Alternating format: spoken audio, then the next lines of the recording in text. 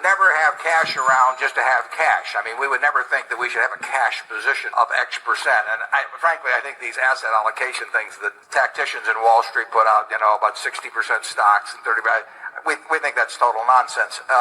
So we want to have all our money working in decent businesses, but sometimes we can't find them, or sometimes cash comes in unexpectedly, or sometimes we sell something, and we have more cash around than we would like. And more cash around than we would like means that we have 10 or 15 cents around, because we want money employed, but we'll never employ it, just employ it. And you will find us quite unhappy over time if cash just keeps building up. And I think one way or another we'll find ways to use it. You may have trouble believing this, but Charlie and I never have an opinion about the market, because it wouldn't be any good, and it might interfere with the opinions we have that are good. If we're right about a business, if we think a business is attractive, it would be very foolish for us to not take action on that because we thought something about what the market was going to do or anything of that sort, because we just don't know. And to give up something that you do know and that is profitable for something that you don't know and won't know because of that, it doesn't make any sense to us, and it doesn't really make any difference to us. There's nothing magic. We like to put a lot of money in things that we feel strongly about. And that gets back to the diversification question. We think diversification, as practiced generally, makes very little sense for anyone that knows what they're doing. Diversification is a protection against ignorance. I mean, if you want to make sure that nothing bad happens to you relative to the market, you own everything. There's nothing wrong with that. I mean, that is a perfectly sound approach for somebody who does not feel they know how to analyze businesses. If you know how to analyze businesses and value businesses, it's crazy to own 50 stocks or 40 stocks or 30 stocks probably, because there aren't that many wonderful businesses that are understandable to a single human being in all likelihood. And to have some super wonderful business and then put money in number 30 or 35 on your list of attractiveness and forego putting more money into number 1 just strikes Charlie and me as madness. It's conventional practice, and if all you have to achieve is average, it's a confession, in our view, that you don't really understand the businesses that you own. On a personal portfolio basis, I own 1 stock, but it's a business I know, and it leaves me very comfortable. Do I need to own 28 stocks in order to have proper diversification? It'd be nonsense. 3 wonderful businesses. It's more than you need in this life to do very well. The average person isn't going to run into that. I mean, if you look at how the fortunes were built in this country, they weren't built out of a portfolio of 50 companies. They were built by someone who identified with a wonderful business. Much of what is taught in modern corporate finance courses is twaddle. Volatility does not measure risk, and the problem is that the people who have written and taught about risk do not know how to measure risk. And the nice thing about beta, which is a measure of volatility, is that it's nice and mathematical and wrong in terms of measuring risk. It's a measure of volatility, but past volatility does not determine the risk of investing. I mean, actually, take it with farmland here in 1980 or in the early 1980s, farms that sold for $2,000 an acre went to $600 an acre. I bought one of them when the banking and farm crash took place, and the beta of farms shot way up. And according to standard economic theory, market theory, I was buying a much more risky asset at $600 an acre than the same farm was at $2,000 an acre. Now, people, because farmland doesn't trade often and prices don't get recorded, they would regard that as nonsense, that my purchase at $600 an acre of the same farm that sold for $2,000 an acre a few years ago was riskier. But in stocks, because the prices jiggle around every minute, and because it lets the people who teach finance use the mathematics they've learned, they have, in effect, they would explain this away a little more technically, but they have, in effect, translated past volatility in terms of all kinds of measures of risk. And it's nonsense. Risk comes from the nature of certain kinds of businesses. It can be risky to be in some businesses just by the simple economics of the type of business you're in. and it comes from not knowing what you're doing. And it is, if you understand the economics of the business in which you are engaged, and you know the people with whom you're doing business, and you know the price you pay and is sensible, you don't run any real risk. And I don't think Charlie and I, certainly at Berkshire, I don't think we've ever had a permanent loss in marketable securities that was, what, 1% maybe? 0.5% of net worth. I made a terrible mistake in buying Dexter Shoe, which cost us a significantly more than 1% of net worth, where I bought an entire business then. But I was wrong about the business. It had nothing to do with the volatility of shoe prices or leather or anything else. It just was wrong. But in terms of marketable securities, I cannot recall a case where we've lost. I mean, we've done a lot of things in securities that had a very high beta. We've done a lot of things in securities that had a low beta. It just, the whole development of volatility as a measure of risk, we've never found a way for it to be useful to us. Both corporate finance and investment management courses, as taught in the major universities, we would argue it's at least 50% twaddle. Yet these people have very high IQs. One of the reasons we've been able to do pretty well is that we early recognized that very smart people do very dumb things, and we tried to figure out why. And I also wanted to know who, so we could avoid them.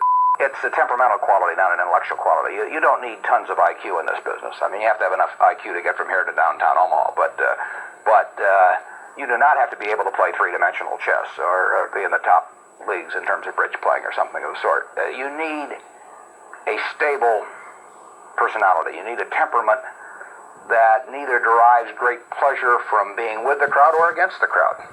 Because this is not a business where you take polls, it's a business where you think.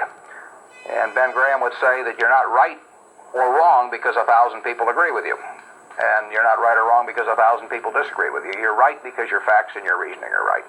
By far the best investment you can make is in yourself. I mean, for example, communication skills. I tell the students that come that they're going to graduate schools and business, and they're learning all these complicated formulas and all that. If they just learn to communicate better, both in writing and in person, they increase their value at least 50%.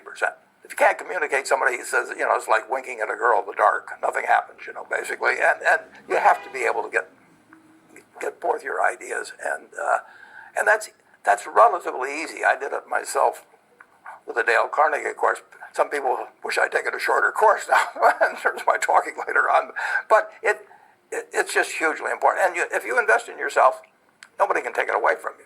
If I gave you a car, and it'd be the only car you get in the rest of your life, you take care of it like you can't believe it. Any scratch, you'd fix that moment. You'd read the owner's manual. You keep a garage and do all these things, and you get exactly one mind and one body in this world. And you can't start taking care of it when you're 50. By that time, you'll have rusted out if you haven't done anything. So you should really make sure that you just remember that you just got one mind and body to get through life with and to do the most with it. We think the best way to minimize risk is to think. And the idea that you have, you say, I've got 60% in stocks and 40% in bonds, and then have a big announcement, now we're moving it to 65-35 as some strategists or whatever they call them in Wall Street do. I mean, that has to be pure nonsense. I mean, 60-40 or 65-30, it just doesn't make any sense. I mean, what you ought to do is have your default position is always short-term instruments, and whenever you see anything intelligent to do, you should do it, and you shouldn't be trying to match up with some goal like that. I found it entertaining. I was just reading yesterday an article, I think it was, about the two fellows at Google and all of the problems they're going to have because they're each going to get a few $1 billion. And I mean, it was. I mean, I wanted to send a sympathy card. I almost went down a Hallmark store because this article went on. They've got this terrible problem and that terrible problem, and they're going to need lawyers and they're going to need financial lawyers. They don't need anybody. Those guys are smarter than the people that are coming to them, and they do not have a big problem. And they're very capable of thinking it through themselves. The people that have the problem are the people who want to sell their services to them, and are going to have to convince them that they have a problem. But so much of what you see when you talk about asset allocation or something, it's just merchandising. It's a way to make you think that if you don't know how to determine whether it should be 60-40 or 65-35, that you need these people.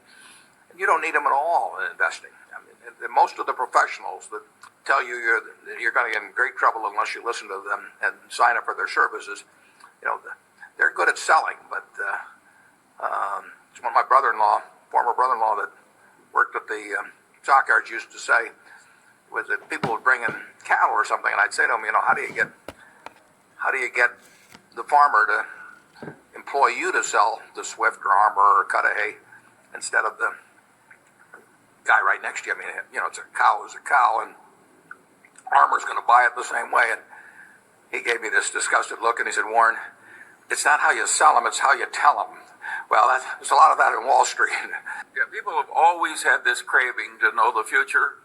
The king used to hire the magician or the forecaster, and he'd look in sheep guts or something for an answer as to how to handle the next war. And so there's always been a market for people who purported to know the future based on their expertise. And there's a lot of that still going on. It's just as crazy as when the king was hiring the forecaster who looked at the sheep guts. And people have an economic incentive to sell some nostrum. It can be sold over and over and over again. The really interesting figures are when you combine the underperformance of the market, say by the mutual fund industry, which is probably a couple of points per annum, that understates it. Now, if you take all of the investors in the mutual funds who are constantly whipsawing from one fund to another by a bunch of brokers who want commissions, now you take a subnormal performance and it goes down another 3 or 4 percentage points due to the shuffling of the mutual fund investments. So the poor guy in the general public is getting a terrible result from contacting the experts, and these guys are heading the scout troop and the community chest drive and are locally reputable people. I think it's disgusting. It's much better to make a living by being part of a system that delivers value to the people who are buying the product. But nobody refrains from creating gambling casinos or something on my theory. If it'll work to make money, well, we tend to do it in this country. Desire of people to gamble, and they gamble in stocks, incidentally, too. Day trading, I would say, very often came very close to gambling as defined. But people like to gamble. I mean, it's if the Super Bowl is on, or even, better yet, if a terribly boring football game is on, but you don't have anything to do, and you're sitting there with somebody else, you're probably going to enjoy the game more if you bet a few bucks on it one way or the other. The human propensity to gamble is huge. Now, when it was legalized only pretty much in Nevada, you had to go to some distance or break some laws to do any serious gambling. But as the states learned to, what a great source of revenue it was, they gradually made it easier and easier and easier for people to gamble. And believe me, the easier it's made, the more people will gamble. I mean, my children are here, and 40 years ago, I bought a slot machine and I put it up on our 3rd floor. And I could give my kids any allowance they wanted as long as it was in dimes. I mean, I had it all back by nightfall. I thought it would be a good lesson for them. And now, they weren't going to Las Vegas to do it, but believe me, when it was on the 3rd floor, they could find it, and my payout ratio was terrible, too, but that's the kind of father I was.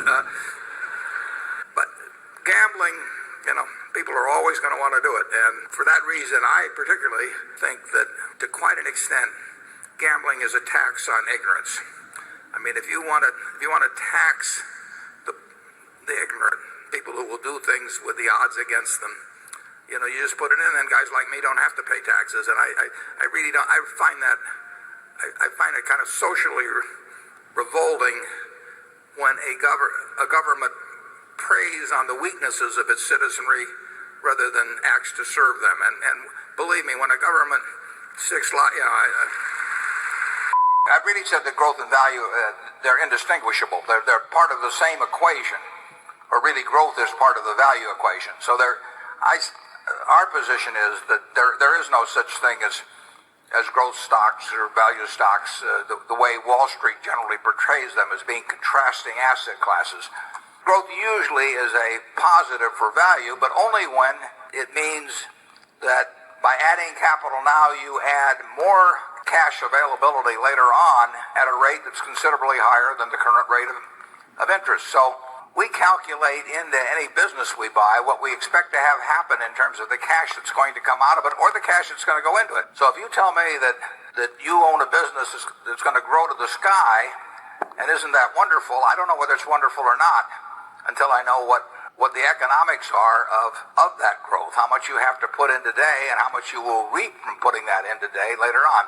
And the classic case, again, is the airline business. The airline business has been a growth business ever since, that Orville took off. But the growth has been the worst thing that happened to it. It's been great for the American public. But the growth has been a curse in the airline business because more and more capital has been put into the business at inadequate returns. Now, growth is wonderful at See's Candy because it requires relatively little incremental investment to sell more pounds of candy. So it's growth, and I've discussed this in some of the annual reports, growth is a part of the equation, but anybody that tells you you ought to have your money in growth stocks or value stocks really does not understand investing. Other than that, they're terrific people. The real point is that we're trying to put out capital now to get more capital, or money, we're trying to put out cash now to get more cash back later on. And if you do that, the business grows, obviously, and you can call that value or you can call it growth, but they're not two different categories. And I just cringe when I hear people talk about now it's time to move from growth stocks to value stocks or something like that, because it just doesn't make any sense.